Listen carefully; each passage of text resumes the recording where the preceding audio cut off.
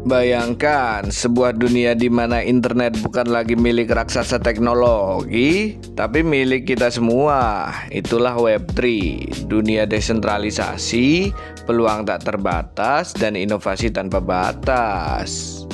Di tengah gelombang ini, ada sosok inspiratif bernama Kak Vivian, seorang country lead base Indonesia yang memulai perjalanannya dari dunia e-sport hingga menjadi country lead. Bersama Bang Don, mereka saling bercerita mengenai tantangan dan peluang dalam Web3, khususnya di Indonesia. Di dunia Web3 yang penuh dengan gebrakan, menjaga semangat bukanlah hal perkara yang mudah.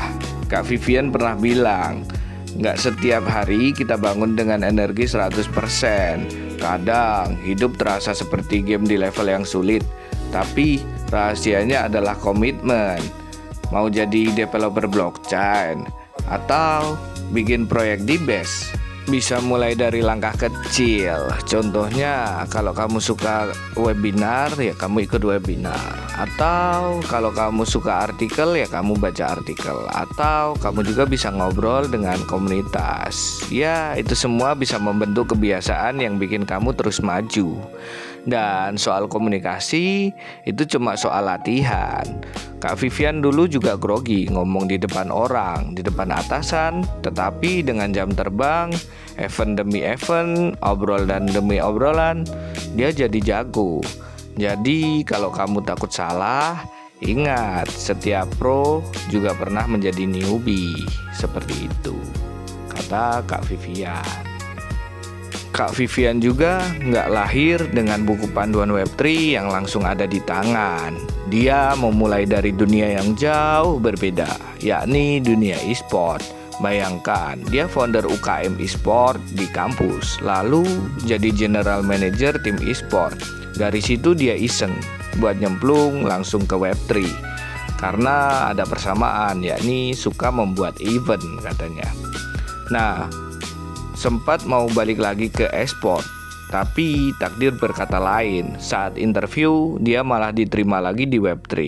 Dan itulah awal mula dia jatuh cinta dengan dunia blockchain. Dari cerita ini dapat menjadi bukti bahwa nggak perlu latar belakang teknis buat sukses di Web3. Yang kamu butuhkan hanya rasa penasaran dan mau belajar di dunia Web3. Jadi gimana ceritanya Kak Vivian bisa menjadi country lead base Indonesia? Ini bukan sulap dan ini juga bukan sihir. Dia apply lewat jalur resmi sama seperti kita. Tapi rahasianya adalah proof of work, yang mana Kak Vivian sendiri pernah bilang kalau dia pernah bikin event di Singapura ataupun juga di Jakarta yang banyak sekali orang notice terhadap event-eventnya gitu. Jadi di sini BASE nggak cuma cari coder serius, tapi juga orang yang aktif, seperti bikin proyek, ngadain meet up, atau jadi ambasador, seperti itu. Dunia Web3 perempuan masih underrepresented, di mana 70% rata-rata adalah laki-laki, tetapi Kak Vivian melihat gelombang perubahan. Banyak perempuan yang hebat, yang bisa bikin gebrakan, tapi memang hal itu nggak selalu mulus.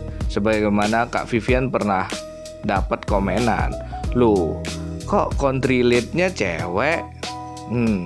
Dia handle dengan cerdas. Kalau komen cuma ketidaktahuan, dia edukasi. Tapi kalau komennya nyinyir, dia dokumentasiin dan lapor ke BASE.